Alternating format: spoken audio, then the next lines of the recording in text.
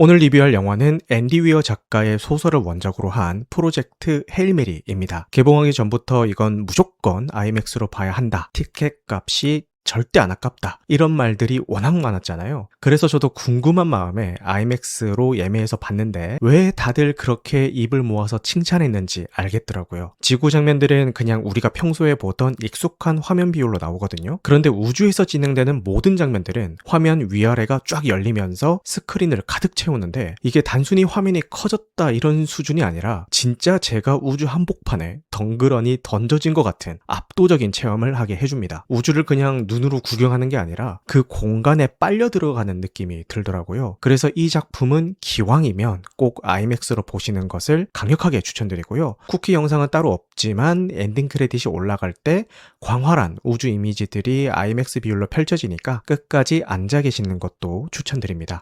아무튼 저는 정말 재밌게 봤습니다. 그냥 흔한 우주 생존기이겠거니 했는데 보는 내내 웃다가 울다가 감탄하다가 다 보고 나면은 여운까지 남는 여러 가지 감정을 느끼게 해주는 영화더라고요. 간단하게 이게 어떤 내용인지 좀 짚고 넘어가 보겠습니다. 영화는 미지의 생물인 아스트로파지라는 녀석이 태양 에너지를 갉아먹으면서 시작이 됩니다. 이것 때문에 지구가 급격하게 빙하기에 접어들고 멸망의 카운트다운이 시작된 그야말로 절망적인 상황이죠. 전 세계가 머리를 싸매고 고민한 끝에 내린 결론이 12광년 떨어진 다른 별로 우주선을 한 척 보내자라는 거였어요. 왜냐하면 딱 그 별만 유일하게 아스트로파지의 영향을 안 받고 멀쩡했거든요. 가서 도대체 그 이유가 뭔지 알아내야 한다는 거죠. 여기서 제목인 프로젝트 헤일 메리가 의미심장하게 다가오는데 미식축구 보시는 분들은 아시겠지만 경기 막판에 도저히 답이 안 나오는 지고 있는 상황에서 제발 하나만 걸려라 라고 던지는 기적의 롱패스를 헤일메리 패스라고 하잖아요. 어원이 가톨릭 기도문인 성모송에서 온 말이기도 하고요. 그러니까 이 프로젝트 자체가 성공할 확률이 거의 없다는 걸 알면서도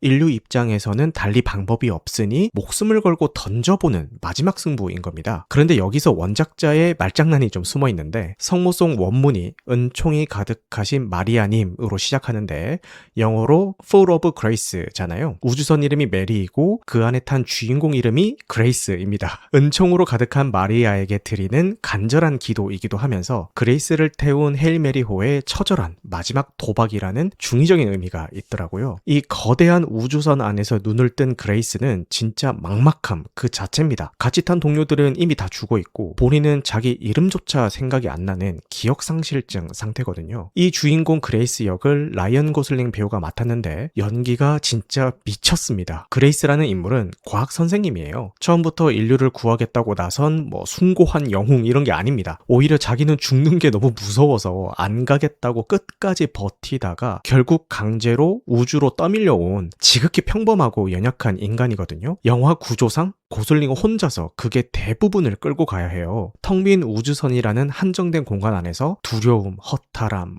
호기심, 자기 혐오, 죄책감, 나중에는 책임감 이런 복잡한 감정들을 혼자 다 소화해야 되거든요. 고슬링 본인도 인터뷰에서 자기 커리어 통틀어서 제일 힘든 작업 중 하나였다라고 하던데 그럴만 하더라고요. 우리나라 영화로 치면은 그 터널의 하정우 배우 같은 느낌이 들었습니다. 배우 혼자서 텅 빈 공간을 다 채워야 되는데 관객 입장에서 저 사람이랑 같이 저 공간에 있다라는 느낌이 들게 해야 되잖아요. 그걸 고슬링이 해내더라고요. 사실 이 영화가 흔한 우주 조난몰에서 완전히 결이 다른 이야기로 뻗어가는 순간은 외계 생명체 로키를 만나면서 붙습니다. 로키는 에리드라는 행성에서 왔는데 우리가 흔히 상상하는 그런 외계인의 모습은 아니고요. 암모니아로 숨을 쉬고 초고온, 초고압의 캄캄한 암흑 속에서 살기 때문에 눈도 없습니다. 빛 대신 소리로 세상을 보고 화음으로 대화를 하죠. 생긴 건 다리 5개 달린 돌거미처럼 생겼고요. 인간이랑은 접점이 하나도 없는데 이 기괴하게 생긴 외계인이 영화를 보다 보면은 세상에서 제일 사랑스러운 캐릭터로 변합니다. 단어를 반복해서 말하는 특유의 특유의 말투도 너무 귀엽고 우정과 의리까지 갖춘 매력적인 존재거든요. 덕분에 이 차갑고 텅 빈 우주가 묘하게 따뜻한 공간처럼 느껴졌습니다. 영화는 이 둘의 관계를 통해서 도대체 인간의 용기라는 건 어디서 나오는 걸까 하고 묻는 것 같았어요. 앞에서 말했듯이 그레이스는 절대 용감한 사람이 아니잖아요. 극 중에서 그레이스가 자기는 용감하게 만들어지지 않은 것 같다라고 이야기하니까 선장이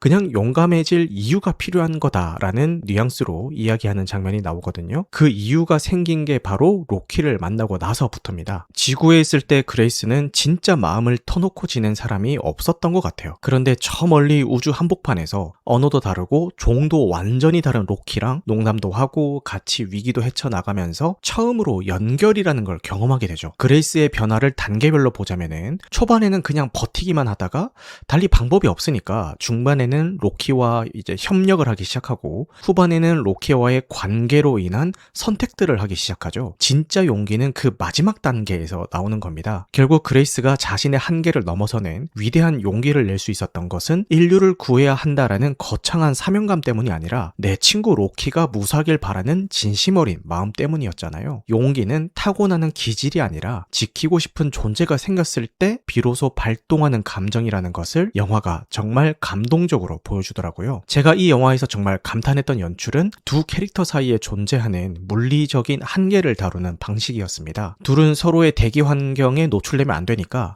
항상 투명한 가림막을 사이에 두고 소통을 하거든요. 제가 이 영화에서 제일 좋아하는 장면이 둘이 포옹하는 씬인데요. 서로 너무 안아주고 싶은데 그럴 수가 없으니까 그냥 그 투명한 벽 양쪽에서 서로 손을 맞대고 가만히 몸을 기대는 게 전부입니다. 그런데 그렇게 포옹을 하고 나서 로키가 묻거든요. 포옹은 언제 끝나는 건지 어떻게 알아? 라고 묻는데 저는 이 대사에서 웃음이 나면서 동시에 뭔가 좀 먹먹해졌습니다. 로키한테 이 포옹이라는 것은 그냥 머리로 배워서 흉내내는 것일 텐데 언제 끝나야 하는지 감 자체가 없는 거예요. 근데 생각해보면은 로키가 포옹의 끝을 모른다라는 뜻은 이 연결을 끝내고 싶은 감각 자체가 없다라는 뜻이기도 합니다. 떠나보내기 싫다는 그 감정을 가장 순수하게 느끼고 있는 존재가 아이러니하게도 포옹의 문법을 모르는 로키인 거죠. 여기서 이 가림막이 참 많은 걸 생각하게 만드는데요. 어차피 둘은 영원히 맨살을 부딪히면서 살 수는 없습니다. 그들의 포옹은 구조적으로 절대 완벽해질 수 없죠. 근데 이게 우리 현실의 인간관계 전반으로 확장되면은 우리가 아무리 가깝고 사랑하는 사이라 해도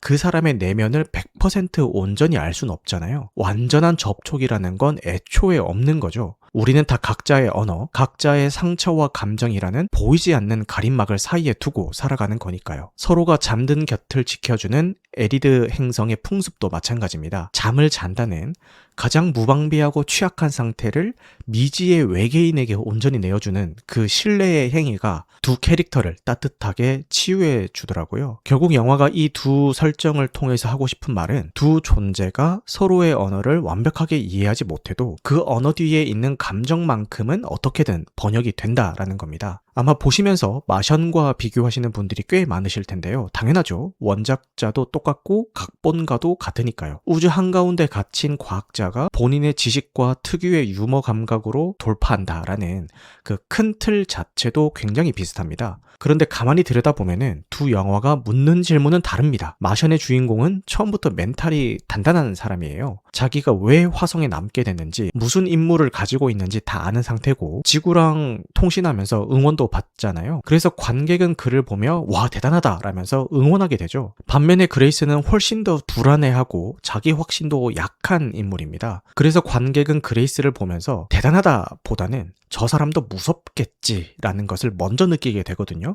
기억마저 잃은 채 깨어났고 메시지가 지구에 닿으려면 11년이나 걸려요. 마션이 지구가 한 사람을 구하는 이야기라면은 프로젝트 헤일 메리는 한 사람이 지구를 구하는 이야기이고, 마션이 인간이 얼마나 끈질기게 살아남을 수 있는가를 보여준다면 헤일 메리는 우주 끝에서도 유대와 우정이 가능한가를 묻는 거죠.